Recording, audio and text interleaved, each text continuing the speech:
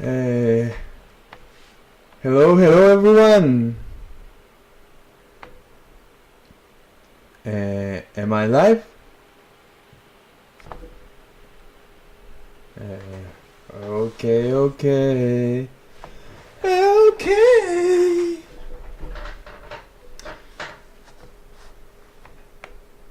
Hello everyone.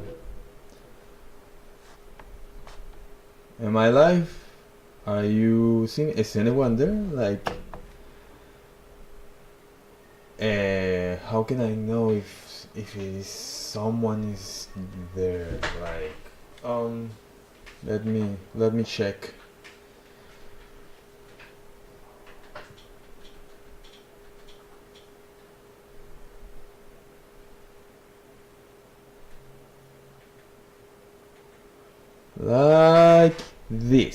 Like this. Hey, is anyone seeing me? Please say on the chat. This is my first time. I don't know how to see if someone is there. Uh,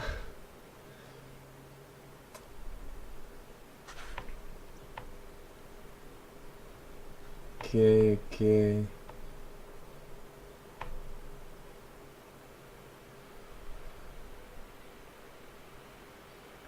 Is anyone seeing? Yes, no, maybe. Okay,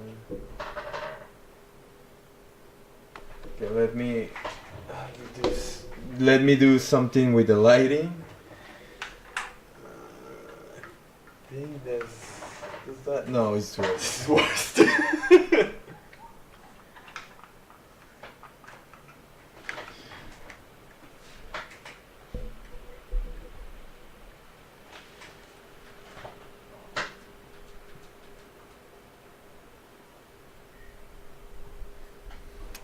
Okay.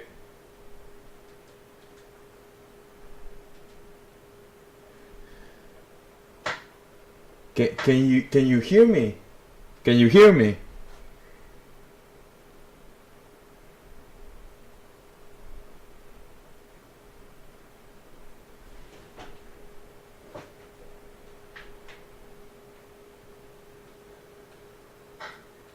Can you hear me? Can you hear me? Okay. How do I think I'll need to make this less soundful. I don't know how to say it. Is anyone there? Please let me know in the chat if someone is there. I think it says there's 3 people. I'm not sure about it. How do I think I'll need to make this less soundful. I don't know how to say it. Okay, is anyone there? Please let me know in the chat if someone is there. I think it says there's 3 people. I'm not sure. I think.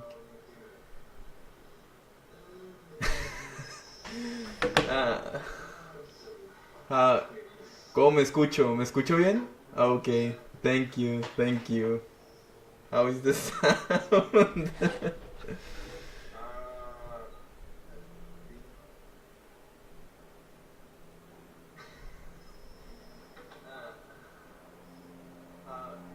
¿Cómo me escucho? ¿Me escucho bien? Okay, thank you. How is the sound?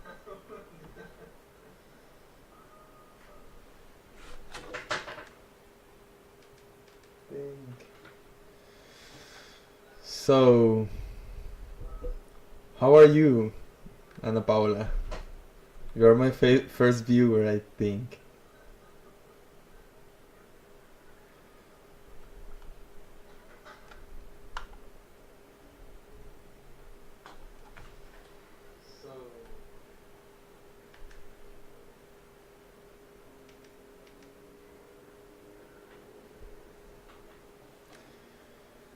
I think.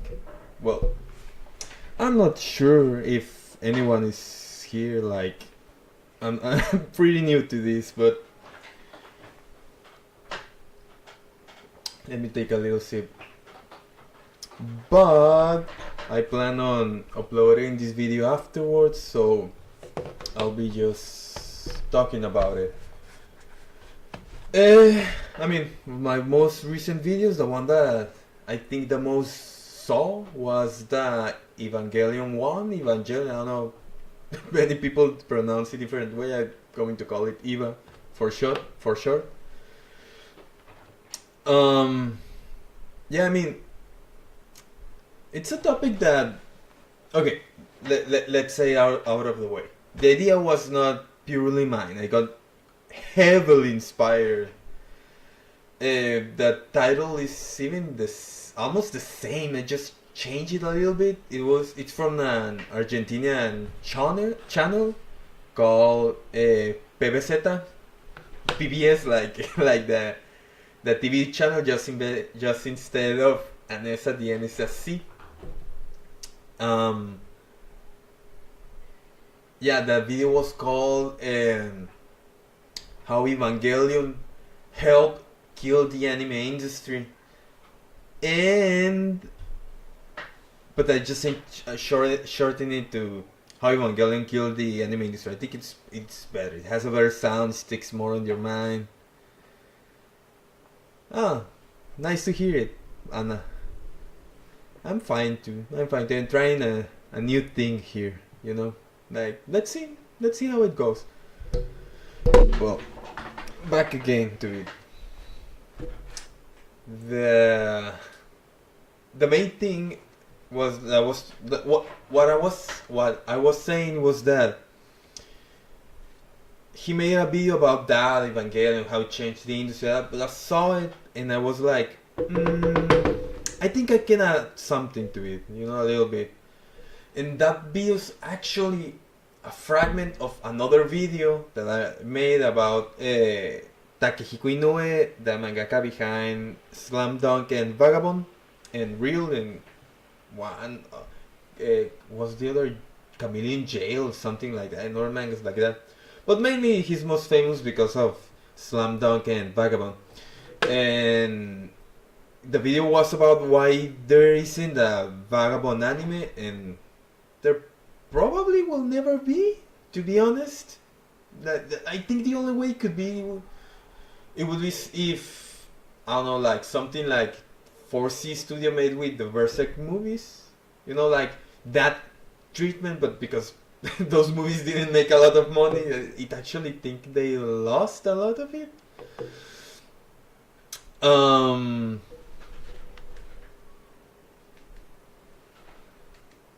They actually kinda lost a lot of money, but okay, the video is about that, and I say like a lot of things. I go about his life, his work, who is he, what, his whole story, you know, and I talk about a lot of the anime industry and the manga industry and how they work. And I make a segment of like 6-7 minute segment about Evangelion to trying to explain how now the anime industry has changed, and now instead of the focus being like what we think of traditional TV, like, oh, how many people seeing, like, put ads and all that stuff. Now it's more like a commercial, you know. It's more like, oh, I'm going to make this anime to promote like the light novel, the manga, the video game, the toys, etc. etc. However it's pronounced in English. Sorry, I'm not a native, as you can probably hear by my accent. Well, anyway, I was talking about how it changed the model. It was before, it was like it was to that, it was views, it was all that, and everything was mainly due to the sponsor system, which was basically, I have this many people seeing my anime, this is going to cost me to promote your company, your product, etc., by making you a sponsor at the beginning of the video. You know that thing that appeared at the beginning of the old animes, like from the 2000s, etc. Konosu wa sponsor akiri shimashita. That thing, well, that was the sponsor system. Or at least was half sponsor, half what I'm going to get into the committee system, which is what Evangelion popularized. You know, Before it was that, then Ghibli in, I think was 96, 97, with Nausicaa of the Valley of the Wind, tried that. The committee system, which basically was, hey, you a lot of companies, you give me money to produce the show, you get the rights for, I don't know, like the DVDs or whatever, you know. Maybe a part was the manga publisher of the manga, because maybe a lot of people don't know that, but Nausicaa was originally a manga by Hayao Miyazaki. But after that, the thing with Ghibli, which was said in the video, is that Ghibli it's kind of in its own corner. It's like kind of Disney. Like, oh, if Disney does something, it doesn't mean that the whole industry is going to do it, because they play in their own only. I think it's the only studio that have like a park, for example. Okay, and basically, so because Ghibli it's in its own league, its own thing, nobody copied it. Later in '89, Akira, Kazuhiro Tomo, tried to use it. But here, okay, I'm going to defend this because something that a lot of people in the comments said. The video it's a segment, so there's some things that I don't explain very well, and I mean that's part blame to me. But to be honest, it's also like people assume just because nowadays Akira is very famous, this huge influential movie, like probably one of the most influential movie of all times, probably the most influential anime ever, period. Sorry, let me take a sip.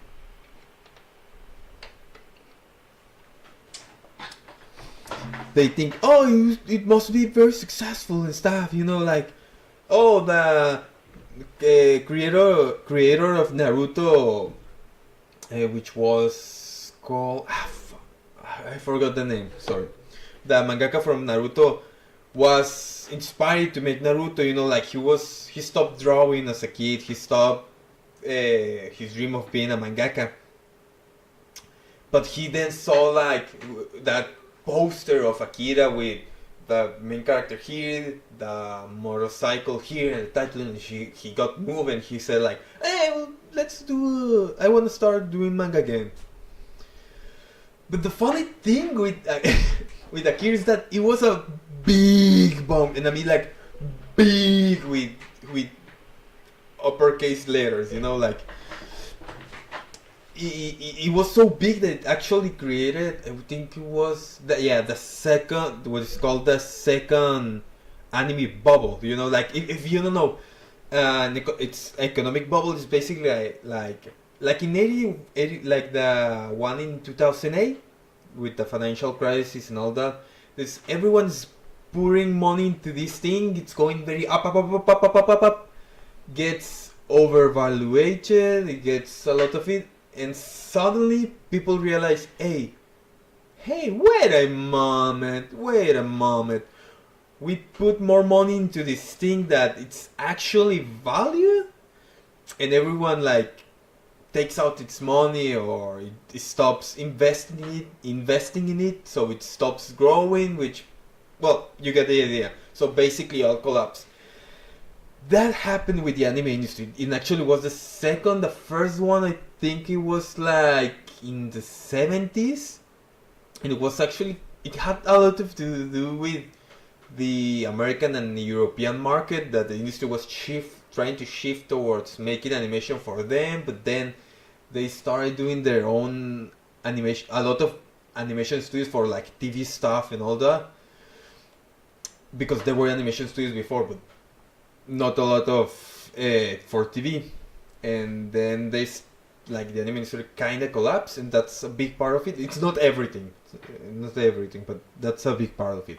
Well, anyway, after that, in the second one, what happened was that, wait a moment.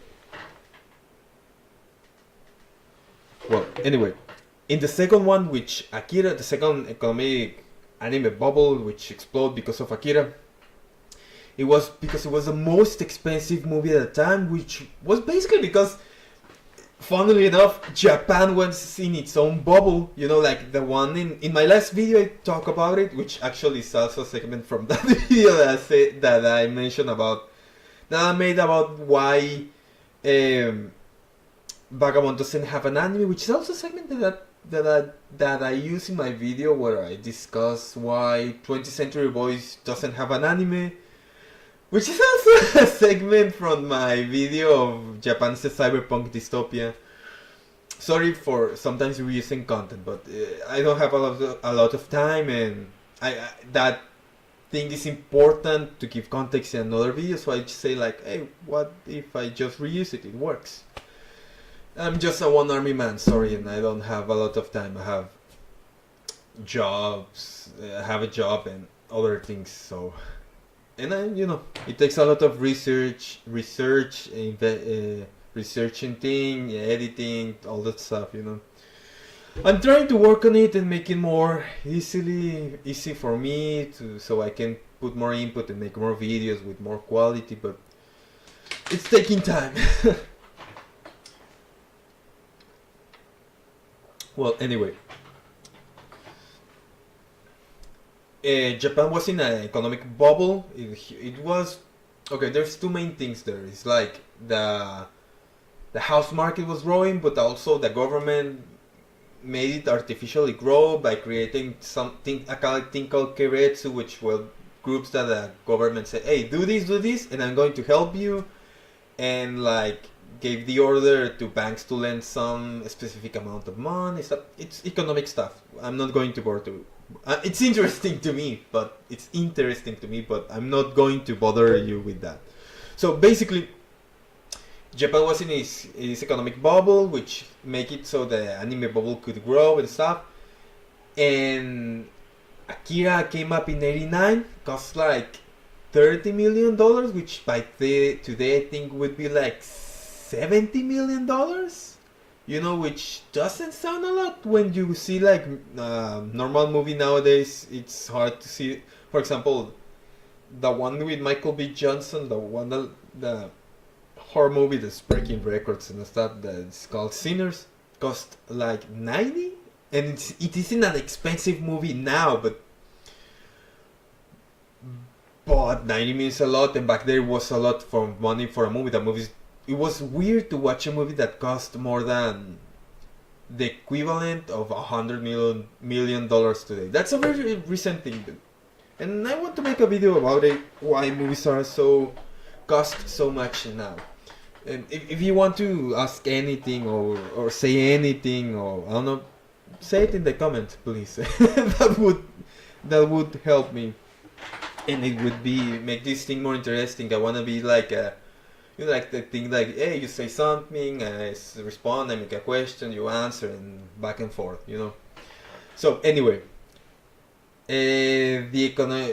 Akira came up in '99, cost a huge amount of money, bomb hard, fail hard, and because of the model that it used, which made it so that a lot of companies invested in it, so they could be like, hey, I'm making the manga, I want to put money in the movie so I can gain the rights to publish that thing. Hey, I'm making the home video, hey, I want the rights to publish the movie outside of Japan. But it bombed hard, so it scared all the investors, and a lot of the industry went down with it for quite a bit. And in '89 came Akira, and in the '90s, the economic market of Japan fell hard. The stock market fell like 43%, like in a year. Like, how the things that you see Trump now and doing, everyone's like, oh, the stock market fell like 7%. Well, back then, in 1 year, the Japanese stock market, which mind you, at that time was the second biggest economy in the world, basically, was what do you think of China now? Japan was back there. It was the one that was competing with the USA. There were people saying, oh, Japan actually won with to the US. You know, that's why when you see TV or movies from back there, they are talking about, oh, these new Japanese cars and all that stuff. You know, it's basically that it happened. Then it happened what the US is trying to avoid, that BYD do that now to the US. Well, anyway, it fell down. There was no money. No one wanted to invest. But what the interesting thing is that it was a big failure, but it was very influential. You know, it's basically the same story as Blade Runner, and it's funny because both are the two big cyberpunk stories, the one that basically inspired everything. But both were very costly, cost a lot of money, and both fell bombed hard. You know, like they didn't even make half of the money back. But both became very influential afterwards, and it's in its own time. You know.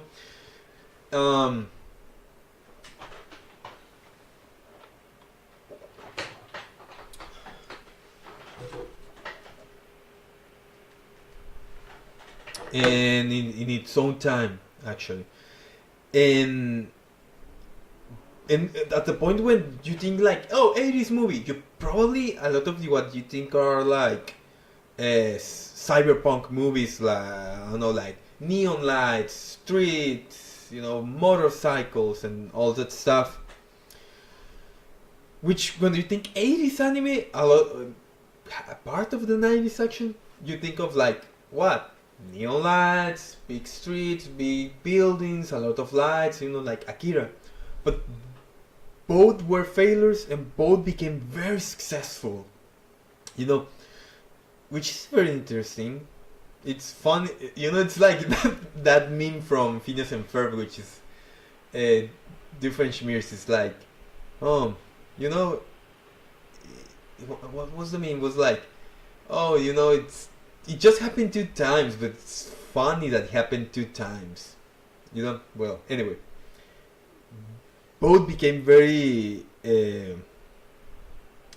big bombs, you know, and scared everyone. And because of that, the committee project didn't caught on. You know, it didn't become popular because Ghibli did it, but Ghibli's in its own thing. You know, and back there it was a new studio. You know, like, for example, I said Ghibli, but Nausicaa of the Valley of the Wind, it wasn't even Ghibli, because Ghibli, whatever heck you wanna call it, didn't even exist back there. Ghibli started, it was founded like in the 90s. I think their first movie was My Neighbor Totoro.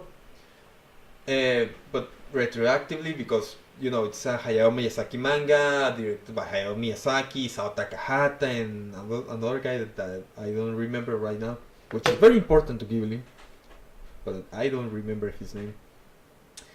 They made Ghibli afterwards. So, but anyway, because Nausicaa of the Valley of the Wind, even though it was successful, it was the first one, it was a movie, blah blah blah blah, nobody replicate the model. Because also Japanese big companies are, especially Japanese companies, are very famous for being bad at adapting to new trends. You know, like for example, like maybe you don't know it, but Japanese companies still use fax. You know, like that thing from the 90s, 80s.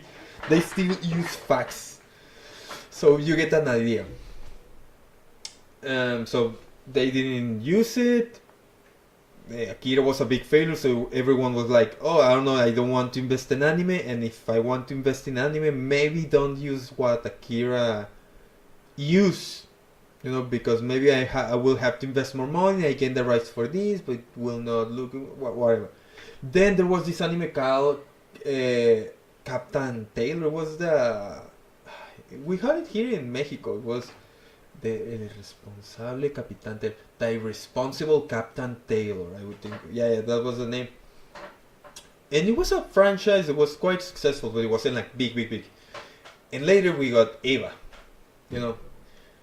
And, you know, that yeah, you probably saw the video, you know, like, hey, Eva started using the committee system, became very successful very successful. It popularized like a lot of tropes, like that tsundere. It's actually, it's not the first one that used tsundere, but it's the one that everyone is copying. You know, like the one tsundere existed before, you know, or at least tsundere wasn't an archetype. It was like more of a situation, you know, but it was the one that, you know, like, oh, this series used this for the tsundere, this series used it for the tsundere, so I'm taking this, and I made Asuka, and that's the one that everyone thinks when think of a tsundere. You know.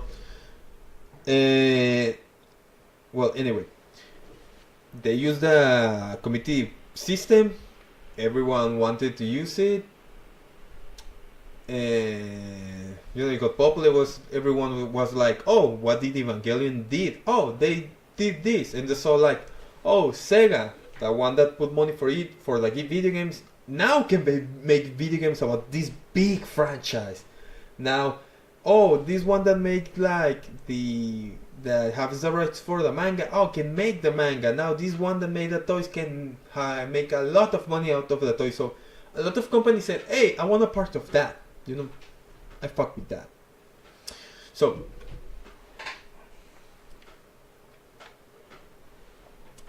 anyway,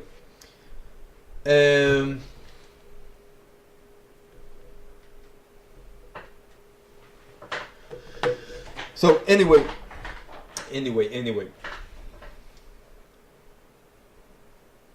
it was kind of good. A lot of anime that there were a lot of animes that before Evangelion wouldn't be made. You know, like Orphan probably, Berserk definitely, Berserk will definitely not have an anime.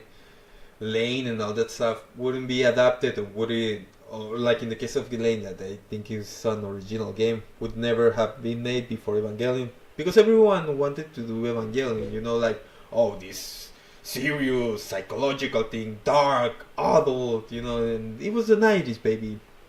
That was kinda hip.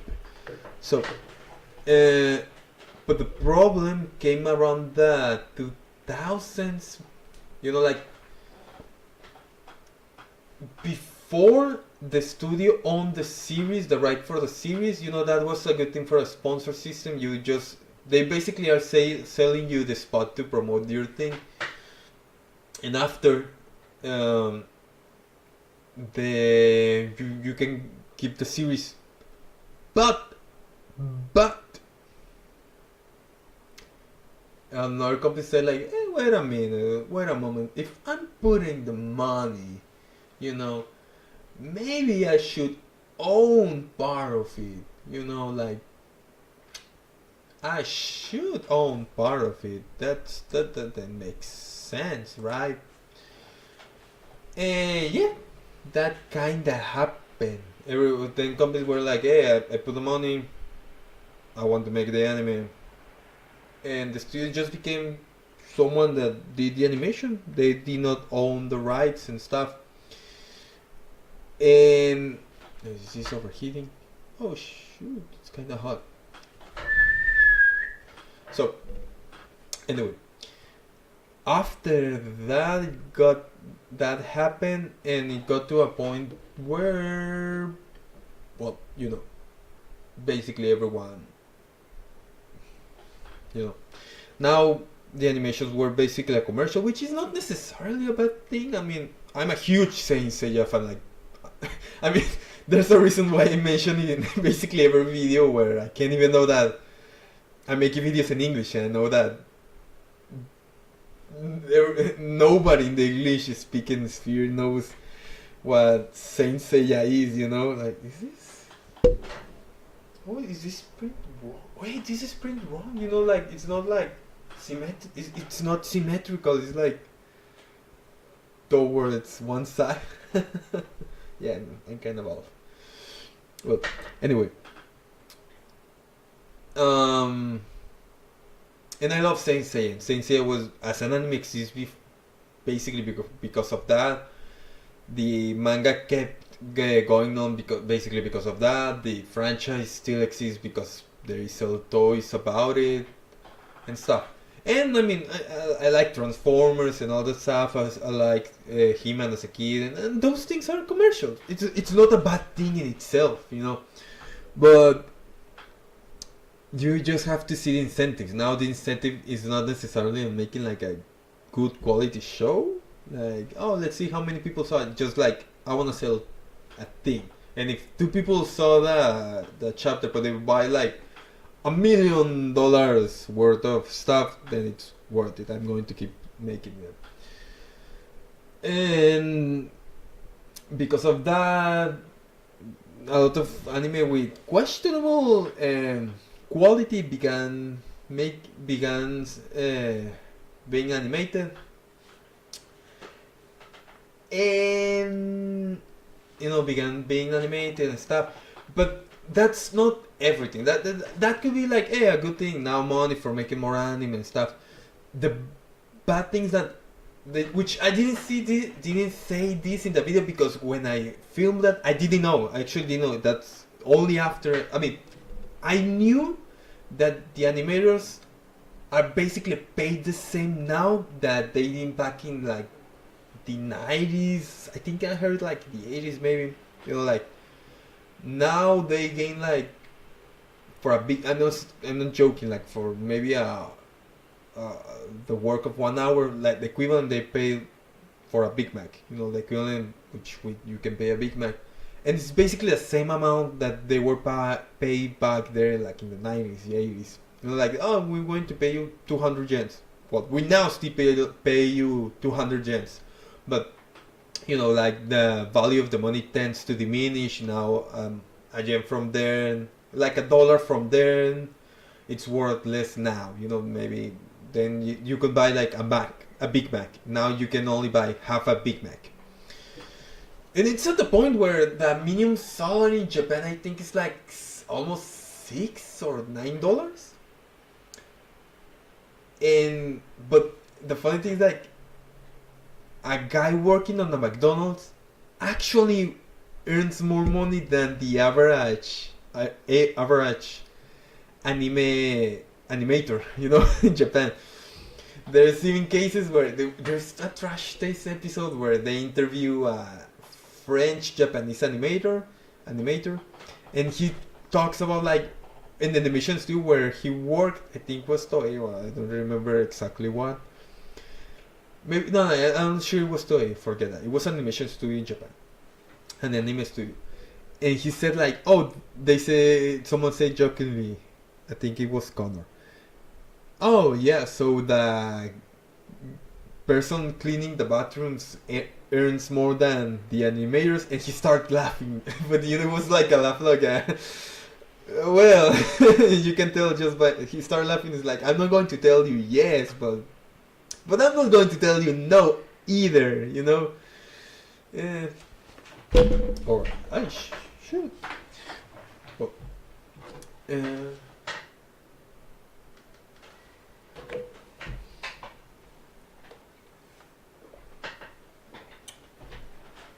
So anyway, I knew they weren't paid very well, and that money they are paying them the same. But I saw that, but I was like, but I don't see a reason why. Later I discovered why that happens, which is like very interesting, and like I would love to have put that on the video, which was basically because of the committee studios. They have normally someone in the head, like. For example, let's say it's Bandai or Shueisha, the publisher, anyone. They are the head. So, because they are the ones that are making the committee, they're ones that said, hey, we are going to make this anime. You, the one that makes the figure toys, you want to join this committee project to make this anime, you get the rights. You, the one that's making the DVDs, you want to join this committee project and make the anime?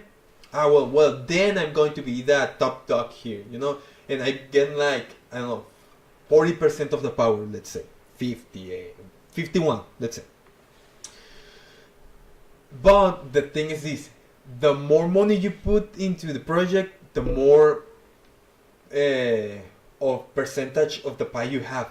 But because if I'm the top dog and I'm saying, no, I want like keep control of this, and I just of the project, and I just want to invest $1 million, let's say. Then I say that I will, like I will just, I say like, and so I will make the following. Hey, then I want to put $1 million and I want to have 51%.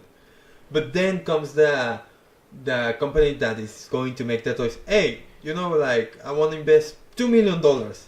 Then because I'm the top dog. I'm in the case, let's say Bandai. It says like no. Oh, you are going to put more money than me. So that means you should have more percentage of the pie, more, But I don't want that. But I don't want to invest more money to gain more percentage. So I said, no. You know what? I put the rules here. So no one can put more money than me. So what this means is that I can control how more or less I can control how much money a project has. And now I also go to the companies and say like, hey, wait a moment. Hear me out. What if we instead, if you instead of investing in this $100 in this anime, you invest $10,000 in 10 animes. And that way it's even safer from you, because if one project failed, you lost all your investment. But across 10 projects, well, 1 or 2 should be successful and they should earn more than what you invest. It's more safe for you. Which is basically how it also capitalism started with, like, I think it was the East India Company, or no, it was the Dutch, right? That they did that. Well, anyway, so now that means that not only I am going to make, as Bandai or any company, I'm going to make that no anime costs more than $2 million. It's like, no, now every anime is not cost more than $2 million, But if you know anything, things start, across time, the money has less value, so they have they have less value, so things become actually expensive. But I as a Bandai don't want to invest more, and I don't let anyone else invest more. So now anime has to be made with the same amount of money. And because of Osamu Tezuka, basically anime are made on the cheap, and they are made with the mindset of making it the cheapest way possible. So you have the people that are making the money saying, I'm not going anyone to invest more money. And in the other side, you have the industry that is like, I'm basically made with the mindset of making more out of my money. Like making more with less bucks, basically. And in the middle, you have the animators, which need money to survive. But because it's an art field, they are very passionate about it, So what I'm trying to get is like, they get paid shit. That's the way. There's some animators that say, oh, like if I make a project like in France or in Europe, like just for that market, I make more money. They are French animators that say that, oh, like I just make anime as a hobby. That's why I make. Oh, this kind of upsets me. I just make it for money. I just make it as a hobby, sorry. Which is interesting, so what I think I derailed myself a little bit, but basically the companies, so basically means there's less money. That's how I wanted to get at how Evangelion killed the anime industry. Basically popularized this business model that another companies use. They copy it, change it, so the studios and the animators kind of get screwed, and now they're paying less money. And also Because the studios are the ones that have the power. They care just about the money. That's the majority of that. The people, the investors, just care about the money. They are not. I mean, some are. I'm sure some are, but overall, it's very safe to say that not everyone cares about that. The art form, you know. So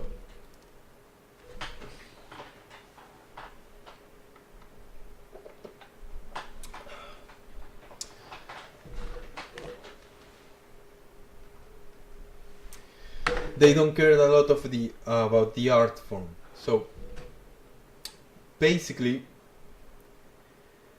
they say that's what I wanted to say too. They at the end of the video were say, and they're going to do whatever the heck otakus wanted. I mean, a lot of people think of otakus as a good thing, but I said it in the Japanese way, you know, like the one of like the fan, the one that buys everything, you know, that blindly buys everything, you know. And that's what I meant, like not weeps, like otaku, you know. That guy that's obsessed with anime, that doesn't go out, that he has like 10 waifus, like makuras, those body pillows, all this stuff. That's what I meant. Anyway, they now go towards them because of what I say in the video, where there's a lot of people that doesn't go out. The Japanese people are famous for not interacting with a lot of people, don't have a partner. Like, I think it was like 50% of Japanese from 25 years that have 25 years old or 30 accept that they will never had a girlfriend, and with women basically the same, like 30% don't have a boyfriend or have never have a girlfriend or boyfriend respectively, you know. Yeah, so because of that they say like, oh, these people are lonely, so I'm going to make waifus. Then I'm going to make waifus more popular. I'm going to put more for fan service. I'm going to cater it more towards them, you know, instead of thinking like, oh, the general public. I'm just thinking of this niche public because they spend a lot of money, you know. So you get basically people that don't care about the money. They don't care the people about that work for them. They pay them shit. And the people that consume love the money, a lot of them don't really care that much about. I mean, it's not to say that they don't care about what they like, but like in terms of quality, let's say, you know, there's a reason why there's a lot of idols anime.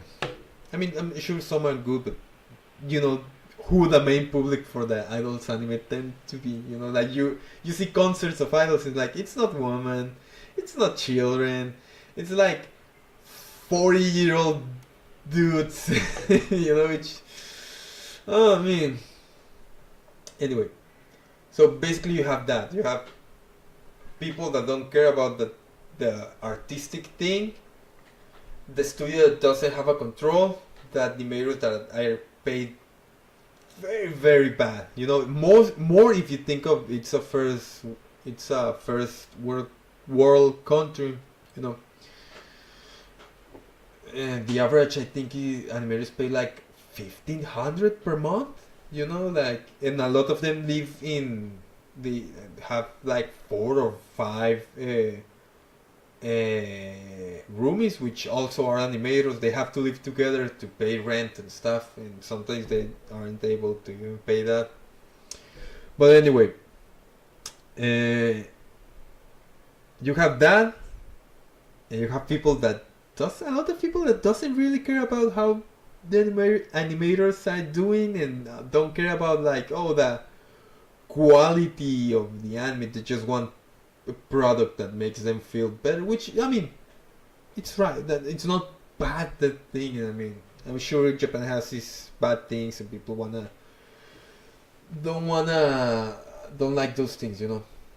But seeing as an art form is like, you know. So the studios are, oh, you want that, you want boobs, you want stuff, you don't want a story, you just want a setting where things happen. And that's basically what Evangelion did. You know, I mean, it's not obviously not fair to blame that on Evangelion. They didn't know that was going to happen, you know, but he did it. And that's what I wanted to explain. I wanted to get more into it, explain more about that, because I think because in the way I said it, a lot of people didn't got the full idea of what I was trying to say. But yeah, if you have any questions, please let me know. Like, here's the chat. I will answer that, or maybe I will answer a lot about like the last decade, the one a little bit of the what I mentioned. That's another bit, you know, of like 90s Japan, how it basically Japan collapsed. Yeah, just let me know if you have any question for me. Or maybe about the Technicolor video, or how movies are losing the color and that stuff. Or even the Tezuka one, or any other video that you saw. Or, I don't know, like on one topic you want to discuss. Tell me in the comments, please. Tell me. Tell me now. Tell me.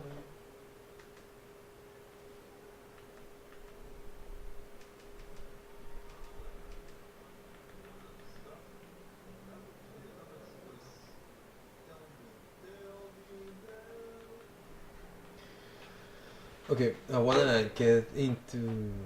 We have 46 minutes now. Wow, that went fast.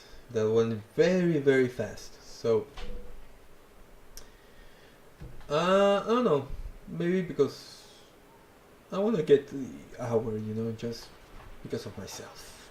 To get like, I did 1 hour stream, guys. I did it. I managed to do it. So, I'm going to talk about other stuff that I also care about.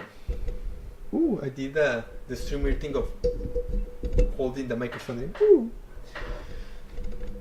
Yeah, so that's basically what Evangelion did, and it's very interesting, you know. Ooh. You know, like, I have to work more about how I set things. I think I'm very round about things, you know, like I don't go near to the point, but also I like doing that. I think it's fun, you know. Now, something I was forgetting about it.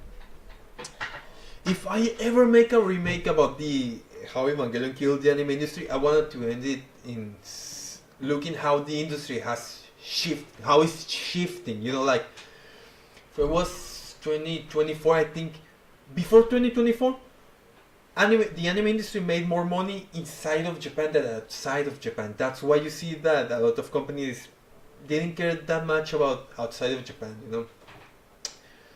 But it's a shift happened, which is now anime is making more money outside of Japan than inside of Japan.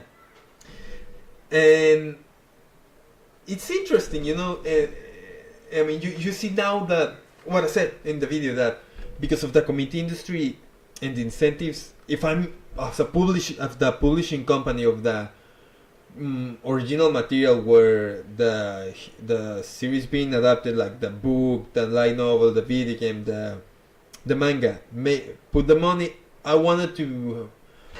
I'm putting the money into the animation so that more people buy my manga, buy my video game, etc.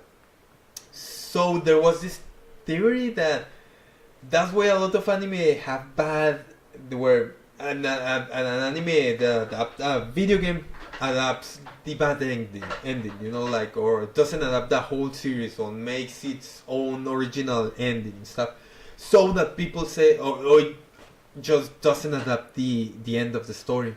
So that people say like, oh, I want to know how this ends, or I want to see it end in a right way. So I buy the video game, the manga, the light novel. Your original. Oh, Well, I feel right. Thank you, Anna. I thought that it would be harder to speak because I mean it's my first live stream. I didn't expect to be a lot of people, you know. But somehow I managed to go 50 minutes just talking to myself. I think I don't know. And they went very fast. They went very fast. So I think fine. I think how many people are watching? Hey, four people. I was telling to my a friend last night that was like, oh, if two people see me, like I think it's successful. Like I said to him, I don't think even two people are going to see that. Are going to see this. But hey, four people. Who would, you know? I think that's good. More people than expected. Well, what I was saying.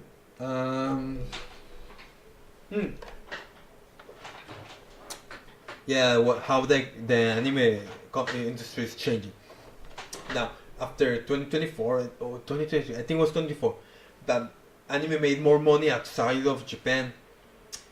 You are actually starting to see that a lot of anime that have a manga that ended are now getting an adaptation, or that anime are trying to end this story. For example,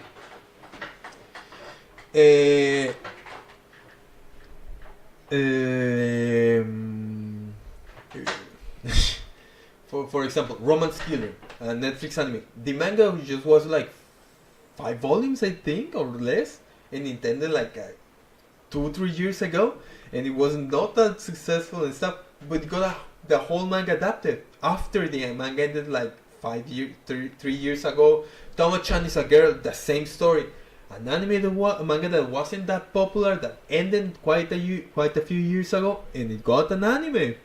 That wouldn't have happened like in the 2000s, you know, like the manga industry would say like, why would invest in this anime that basically sold most of the copies that will ever sell, when I have these new mangas that I want to promote, you know, like these ones that have a chance to actually be successful. But now they are doing that. They are, for example, Demon Slayer. Demon Slayer got popular after the manga ended, and probably in another time it would continue to have an anime, but very probably not. You know, that's a thing that used to happen. It didn't matter how successful the manga was, but if it had ended, it's like, well, I as a manga publisher don't care about you, so I'm not going to put the anime to animate in your manga.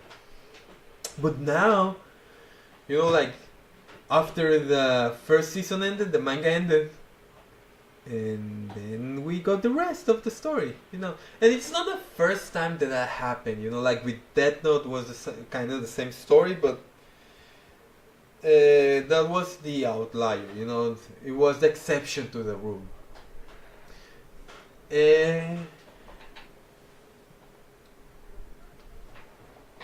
And now you're seeing that, and I think a part of it is that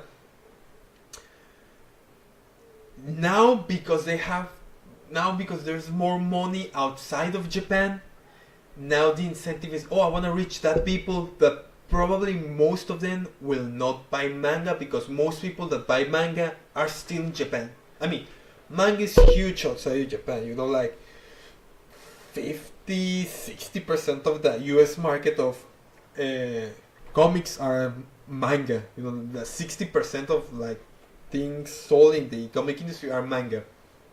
They're huge. Here in Mexico, same story. Like, comics are not very huge, but manga is quite huge. I know a lot of people that have a manga. Actually, I have like here I have my collection of manga. It's like 100 plus volumes, you know. And I'm not an outlier. I know people that have a big collection of manga. But I don't know a lot of... I actually don't know everyone. I had a friend. Actually, it's still my friend. He collected comics back in junior high and part of high school, I think. But Well, because of that, now it's like, hey, there's more money outside of Japan, so if we want to reach them, we have to adapt our good stories and stuff. Thank you, Anna. I have been working a lot of it. Wait, guys. Oh, Anna. When I tell you in the comment, when people ask me, hey, why do you use a AI voice chat, AI voice, and I always say the same. I always say, oh well, I'm not a native speaker, I have to use this to that. But don't worry, I'm working on it. I'm working on my accent, on my pronunciation. Like I'm not just saying it for saying it. I actually meant it. I'm actually working on my pronunciation, and I think I have gotten better at it. I have still trouble, in part because of my accent and stuff, but others because if I wanna express an idea, I have to focus on like transmitting the idea, which takes focus outside of like, oh, I'm pronouncing it right. I'm focusing a lot of like, it's like if I focus on pronouncing, saying the words right, I cannot focus on like thinking that, like I think like, oh, I have to use these three words to give across my idea better. But because I'm thinking of the words, I take focus of my mind of how I have to pronounce them. Like it's like a balance. So, and yeah, what I was saying, so it's, and now because it's bigger outside of Japan, they have to focus more on that, and also like a lot of it's not the first time that you have people investing in anime outside of Japan. Ghost in the Shell, a big investor was it was a company from the UK that did like the house market. What was real estate? A real estate company from the UK invested in the Ghost in the Shell, and you have the manga company, Funimation. Like there were a lot of companies. 4Kids invested in also in a lot of anime. ADV Films also. I think ADV Films invested in Evangelion. I don't remember. I think they didn't invest in Evangelion. But I think I have the feeling that they invest in one of the movies. I'm not sure, but it's not a new thing. But now they are more big. Like Netflix investor in anime. And maybe you don't know it, but Netflix is bigger than, let's say, Disney. Like Disney has a market value of, let's say, 50 billions. And let me look at it exactly to give you that real number. Disney value. Okay, the Disney value is 167 billion, and Netflix value is, oh shoot, Netflix. Okay. How much more do you think Netflix is worth more than Disney? 2 times, 3 times? Well, if you say 3 times, you are almost right, because Disney is valued at 167 billion dollars, and Netflix is valued at 492 billion, more than 3 times the value of Disney. So so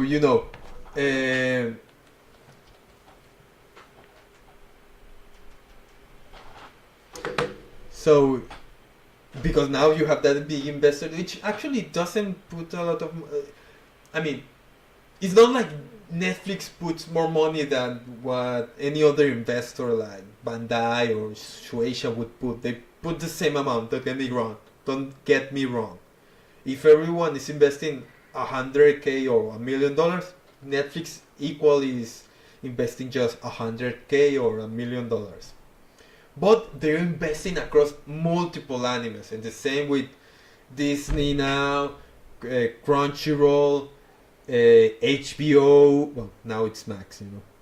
They're investing, so now there are more investors from outside of Japan. So they have a say, and probably they will want another projects. They maybe want projects that are catered more towards the outside the U.S. public than the U.S. For example, Lazarus from the director of Cowboy Bebop. Cowboy Bebop was made with the mind of being for Adult Swim and the U.S. market. The next one he made was Kids on the Slope. That one I don't know who the public was, but the next one he made was Terror in Resonance. I think that was also for the U.S. market. It looks like that. I think it aired in Adult Swim. The next one the director made was Space Dandy, that was made for the U.S. market. Like you see the series and it makes a lot of reference to the U.S. and stuff. And it actually it aired at the same time that it aired in the Japan. It aired in Adult Swim in the US, and I think the first episode premiered in the US before Japan.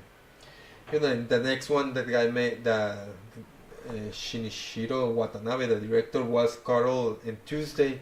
That was for Netflix. The next one he's making is Lazarus, which is for Max. So I mean, you can clearly see how the industry is shifting a lot towards the working for the US or outside of Japan market. So if I ever make a remake, I will do it that way. I will say basically what I said in the video, followed by how the market is shifting wide towards outside of Japan, which is helping mitigate the impact of Evangelion on the committee project and now what type of series are made.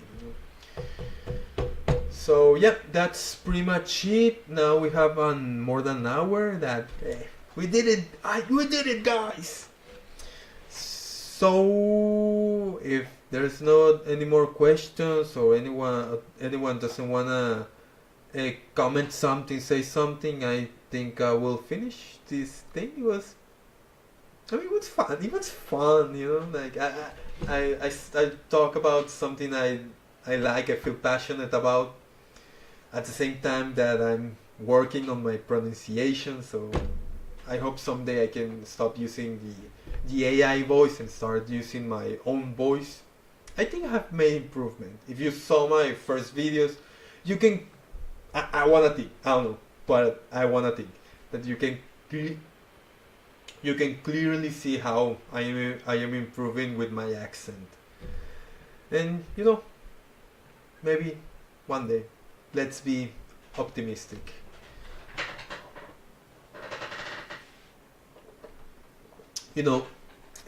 And I don't know when I'm again going to do a live stream. I don't know if maybe the next weekend or a month. I don't know. That I don't have a lot of time currently. I'm working on having more time and that stuff. But I mean, I don't know when. But I wanna end these things with a phrase. I don't know. Like I'm a huge fan of TV shows for kids. Like Sesame Street or Jim's Henshaw, those kind of shows, like Mr. Rogers, those kind of shows that always teach you a lesson. And I want not that I wanna be these big thing stuff, but I wanna end these things with a phrase. So this is a phrase that I think I saw on Facebook that attribute to Mr. Rogers, but I searched for the phrase and I couldn't find it, So maybe I'm misremembering this thing.